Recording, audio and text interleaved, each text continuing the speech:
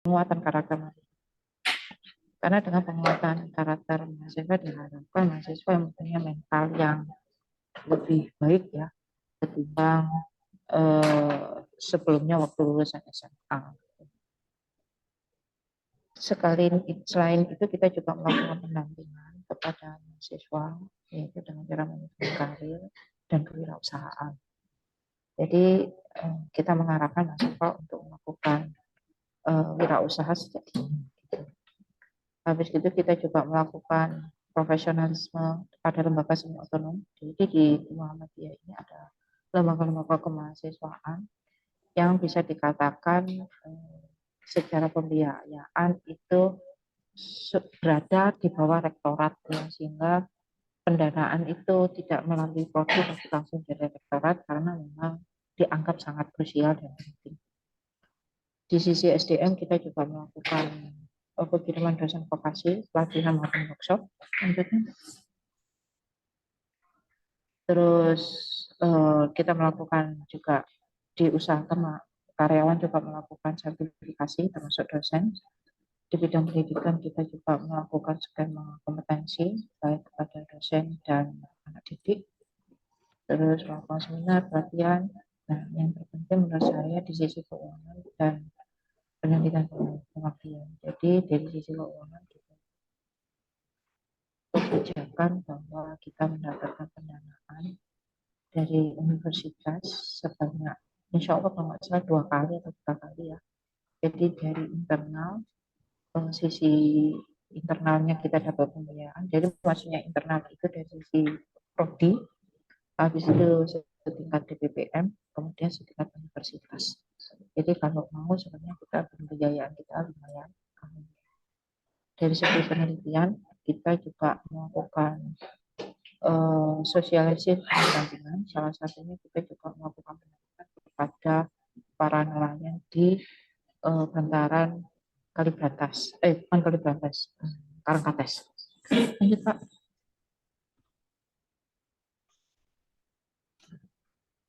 Nah, di sisi kita itu sebenarnya ada 2 ide, yaitu di sisi perikanan dan peternakan. Nah, di sisi perikanan itu ide-ide yang kita punya, lanjut, itu kita mempunyai alasannya. Kenapa sih kok perikanan kita ambil? Karena kita mempunyai lahan di Karangposo, Uju, itu kita mempunyai luas tanah yang sangat besar untuk sisi vokasi itu hampir lebih dari dengar-dengar lebih dari 7 hektar. Terus eh, di di vokasi ini di tempat kami bekerja itu ada bantaran sungai dan ternyata di vokasi juga ada kolam limbah yang sudah berapa tahun lebih dari berapa tahun itu tidak terpakai. Dan dari 6 kolam tersebut 2 kolam itu belum bocor ya, jadi masih banyak air di situ. Terus ada beberapa kolam kecil yang juga alhamdulillah kami cek kemarin masih baik aja. Lanjut. Nah, di sini kita bicara tentang IoT lahan itu adanya lokasi yang terpapar sinar matahari dan mempunyai fondasi. Jadi di lahan tersebut itu ada area yang memang sudah berfondasi. Kami planningnya itu memang ingin melakukan blok rencananya. Lanjut Pak gambarnya. Nah, ini ada lokasi yang sudah terfondasi. Tapi sebenarnya ada di belakang ini itu ada area yang lebih luas, tapi belum berfondasi ya. Tapi rencana kami ini akan dibuat bioflok. Lanjut. Lanjut. Nah, strategisnya juga di sini ada air sungai. Jadi kebetulan air sungainya kemarin karena kita nggak tahu mau diapain, jadi kita tutup karena supaya tidak masuk ke area kampus. Tapi sekarang atas perintah dari pimpinan dekanat itu suruh memfungsikan, insya Allah dalam minggu ini akan kita perbaiki, kita alirkan sungai yang dari pinggiran kampus itu masuk ke area kampus.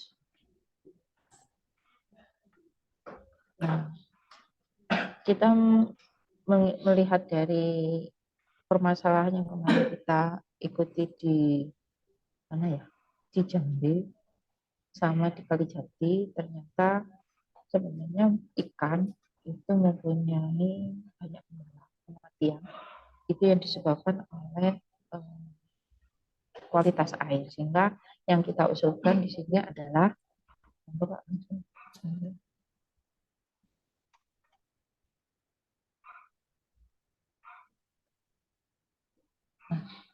oh ini, karena kualitas air nanti mungkin dilanjutkan oleh Pak Widi. Monggo Pak Widi. Terima kasih Bu Indah. Ya, jadi di kampus vokasi di Karangploso sebenarnya dulunya adalah sebuah industri, Bapak. Tapi karena sudah dibeli oleh kampus kami, jadi di sini ada beberapa kolam limbah. Ini ada 2 kolam aktif, jadi dia masih ada airnya, dan juga ada 4 kolam yang bocor dan ada 3 kolam yang kecil. Jadi sebenarnya kami berinisiatif setelah dari pelatihan di Bandung, di Subang itu, ini ada kolam yang bisa dimanfaatkan ya di kampus kami ya. Diharapkan kami bisa setelah dari pelatihan itu ada sensor yang bisa digunakan di kolam, ada pH, salinitas, dan juga ini untuk mengurangi oxidation reduction potensial. Karena awalnya itu adalah berupa kolam limbah di sana, bukan kolam perikanan gitu. Nah, ini untuk oxidation potential reduction ya, ini mencegah potensi oksidasi ya, karena di situ masih ada bahan kimia dan oksigen di sana. Jadi harus kita sterilkan. Di samping kolam, di sana juga ada peternakan. Ya, peternakan ada bekas-bekas kandang. Ya, ini ada kandang-kandang sapi ini yang masih terbengkalai. Jadi kami harapkan ini bisa dimanfaatkan, bisa kandang sapi atau bisa juga kandang kambing. Tetapi kami ingin ada digitalisasi, baik di bidang keamanan maupun di bidang kebersihan di kandang tersebut. Ini ada roadmap peternakan di Rumensia. Kalau ini ada ada sapi di sana, jadi harus diprogram di sana pengukurannya, mulai dari kontrol sistemnya, lingkungan sekitarnya, dan juga ada ini tingkah laku dari sapi tersebut. Nah, dan nanti dia akan masuk ke data dan dia akan masuk di kontrol sistem tersebut. Ya, dia akan mempengaruhi precision livestock dari farming teknologinya. Ini ada yang perlu dikembangkan lagi, yaitu ada base data, ada water dan feed recognition, dan ada imaging data. Ya, dan juga ada GPS tracking. Tentunya di situ adalah untuk keamanan ya. Nah, ini untuk animal sensing. Ya, ini ada accelerometer, ada pressure sensor, dan ada temperature sensor yang digunakan untuk memantau kondisi dan fisik hewan, dan juga memantau kondisi lingkungan. Dan ada methane emission untuk di imaging data. Nah, diharapkan nanti kami juga bisa membangun sebuah aplikasi Android seperti yang sudah dicontohkan di PT 11 Cipta Mandiri ya. Jadi selain untuk perikanan juga untuk peternakan. Nah, dan juga kami harapkan juga ada dukungan dari bidang robotik ya. Bidang robotik itu mulai dari CNN maupun 3D Off atau Degree of Freedom-nya. Jadi UMN sebenarnya sudah ada bidang robotikanya Bapak, sering juara di sana. Tapi di sini untuk aplikasiannya, untuk pemanfaatan bidang peternakan dan juga bidang perikanan ini belum terrealisasi gitu. Kami harapkan ini bisa terrealisasi di kampus vokasi. Jadi ini yang perlu terus dikembangkan, ada trennya, ada Arduino ya, bisa menggunakan ESP8266 dan yang lainnya. Juga ada mini komputer, bisa dimasukkan dengan aplikasi artificial intelligence, dan juga ada workshop pengembangan latihan untuk akselerasi keilmuan mahasiswa dan siswa, dan ada kolaborasi baik di bidang keperawatan, bisnis, dan properti. Karena kami ada 5 prodi di bawah naungan Direktorat Vokasi. Dan diharapkan ada kerjasama di sini, ada kolaborasi. Nah, begitu Bapak penyampaian dari kami, dari Teknologi Elektronika dari kampus UMM. Terima kasih. Mohon arahnya dan masukannya.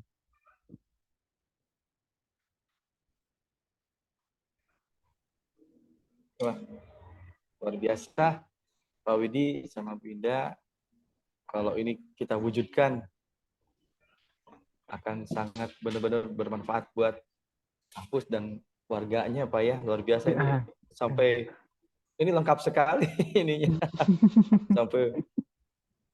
sampai apa namanya, ada robotik semuanya udah bisa dimasukkan juga. Sampai ke robotik segala. Baik Pak. Jadi kalau memang boleh kami tahu gitu Pak, kalau kira-kira untuk step awal Pak, Mbak Widi sama Ibu Indah, kira-kira kalau step awal, yang mana dulu yang akan bisa diwujudkan atau diimplementasikan menjadi sebuah, katakanlah bisa jadi sebuah riset pertama gitu Pak, Bu. Karena kan kemarin pasti sempat diskusi dengan kita bahwa bisa jadi kalau kita punya proyek hasil dari program magang kemarin Pak, Bu, mungkin kita bisa ajukan juga sebagai sebuah riset Pak. Jadi sebuah riset dengan dukungan dari KLSDK, dukungan dari LPDPK. Nah kira-kira Pak Widi sama Ibu Indah nih, untuk langkah awal yang bisa dijadikan proyek awal riset pertama gitu, yang bisa diimplementasikan, kira-kira yang mana dulu Pak dari semua rangkaian ini? Monggo Bu Indah, silakan.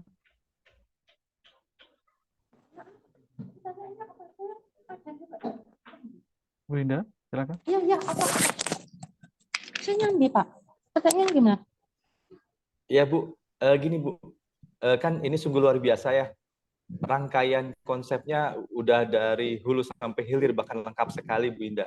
Nah, kami itu kemarin terutama pasti menyampaikan apabila ide-ide konsep-konsep yang dihasilkan dari kemarin program magang kita sama-sama, kemudian Ibu sudah buatkan sebuah konsep yang siap diimplementasikan, siap diwujudkan. Nah, bisa jadi ya, belum tentu ya, bisa jadi kita bisa mengajukan sebuah, katakanlah sebuah project base ataupun sebuah riset ke LPDPK, ke KLSDK. Nah, kira-kira riset awal yang pertama gitu Bu, yang bisa diimplementasikan yang mana dulu gitu kira-kira dari rangkaian konsep ini?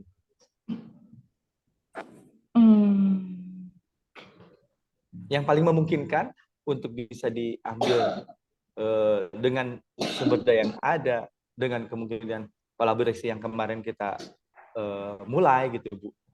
Karena bisa jadi yaitu tadi, barangkali saja mungkin setelah dari program ini dinilai sukses, banyak sekali ide-ide kreatif, apalagi ini terapan. Oh, bikin program lagi, entah itu didanai dari KLSDK, LPDPK. Nah, kira-kira Bu, yang bisa diimplementasikan yang mana dulu gitu? Kalau saya itu, saya mikir itu di pengairannya kali ya. Karena gini Pak,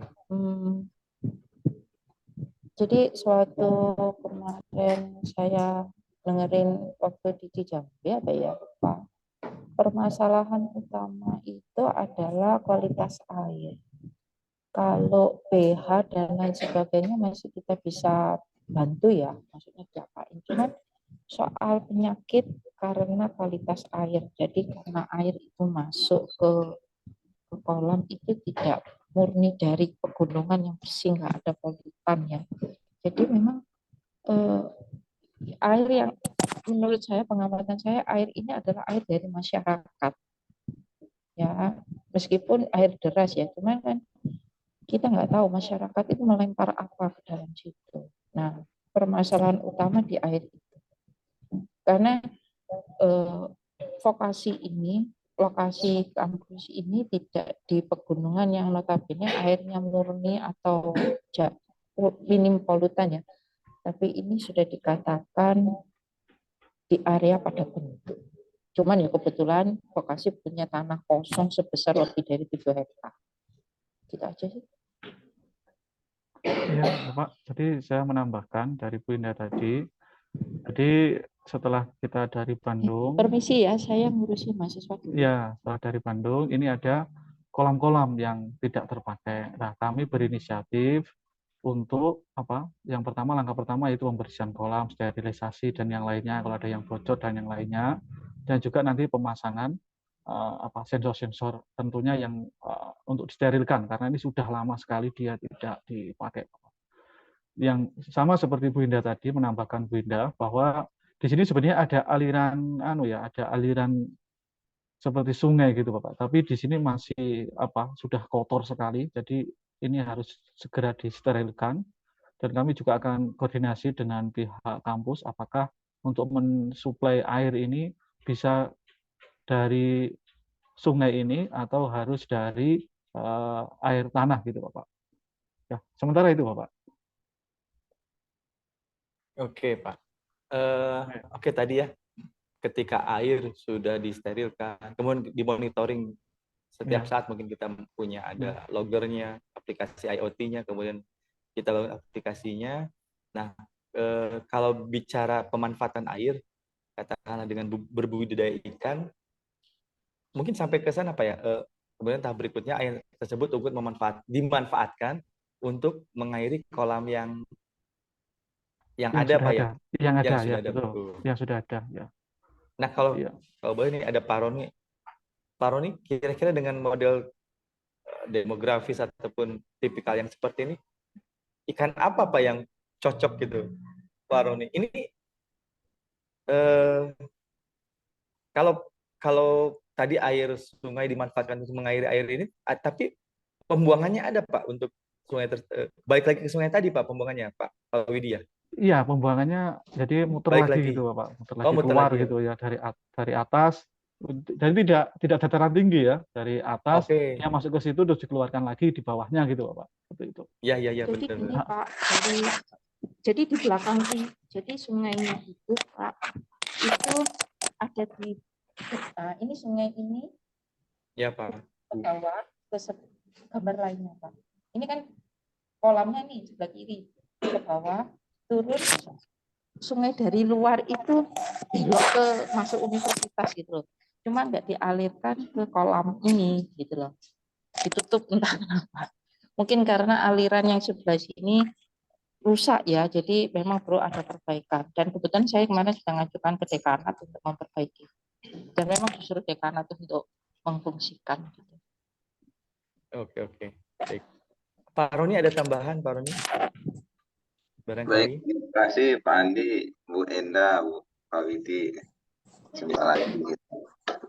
Jadi kalau lihat sepintas memang itu kolamnya dalam bentuk kolam semi intensif atau tidak terlalu permanen karena kan luasannya itu sangat luas. Kalau dilihat itu hanya khusus untuk di pendederan Pak ya. Tapi bisa juga, iya, untuk pembesaran kan itu perlu banyak lagi yang harus disetting karena kan oksigen masuk airnya gua kan katanya terbatas. Jadi air yang mengalir itu bukan masuk ke dalam, masih lewat saja. Dan itu penampungan saja. Bisa Pak, tapi kalau konsepnya bioblok, artinya kan ada lahan kosong itu digunakan dalam bentuk terpal atau apa gitu Pak ya. Kalau yang tidak ada mungkin memanfaatkan yang sudah ada itu digunakan di lahan semi intensif saja Pak. Itu.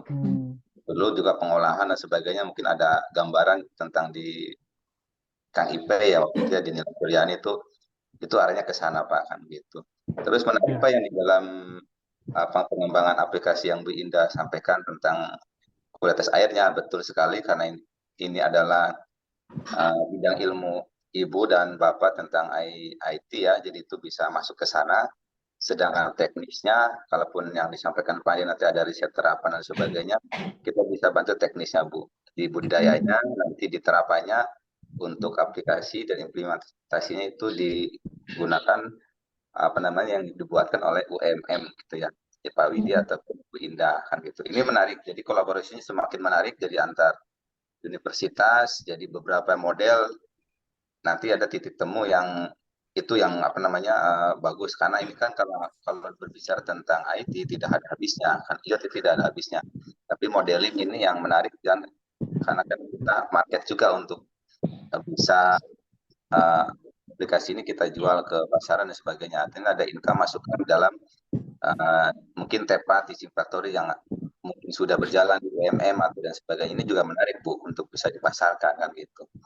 Luar biasa Ibu Indah, Pak Widi, sekarang konsepnya sudah masuk, artinya diberikannya sudah terlihat tuh ada kolam dan sebagainya, IT-nya memang bagian bidang ilmu yang diampu oleh Bu Indah dan Pak Widi, tinggal implementasinya kita mau mana dulu yang kata Pak Andi yang harus dikerjakan, mau aplikasinya apakah budidayanya gitu. Terima kasih Pak. Terima kasih Pak Roni. Ya, terima kasih Pak Roni. Ya gitu, jadi Pak Widi, Ibu Indah, kan ini kita kan nanti akan laporkan Pak Bu sebagai output kan yang berbeda insya Allah Bu. Jadi insya Allah dari rangkaian beberapa kurang lebih 33 penyelenggara Bu di LPDP ini sekarang dengan segala kelebihan dan kekurangannya Bu, ya. Dengan segala kelebihan kekurangannya, tapi kan tetap kita itu berkomitmen, orang-orang yang di dalamnya, kami sebagai penyelenggara, Ibu sebagai peserta, ya apapun yang terjadi dengan manajemen panitia dari LPDP kah, kolaborasi dengan KLSD, tetap kita kan kita bertanggung jawab apa yang kita kerjakan. Nah nanti ini kemarin hari kemarin juga sudah dipantau kita oleh dari KLSD Bu Indah sama Pak Widi. Artinya apa? Program magang ini kok nggak hanya sekedar seremoni, nggak hanya sekedar syarat untuk dapat sertifikat atau itu saja, tapi mudah-mudahan kita bisa bawa menjadi ada sebuah kelanjutan yang memang kita cari celahnya dari program-program yang ada. Salah satunya mungkin riset terapan, mungkin implementasi yang nanti kita akan laporkan gitu. Presentasi Ibu ini yang dari rangkaian awal kita menyelenggarakan program sampai akhirnya ujungnya menjadi konsep besar seperti ini, kan ini konsep luar biasa dari Ibu.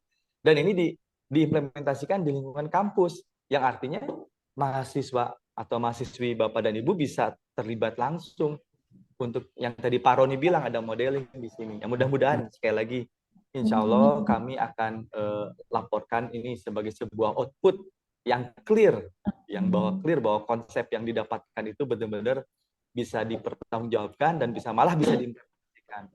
Insya Allah sekali lagi kalau Pak Sis sampaikan pintu 1 sudah kita buka, mudah-mudahan pintu berikutnya kita bisa sama-sama lagi kerjakan bareng-bareng.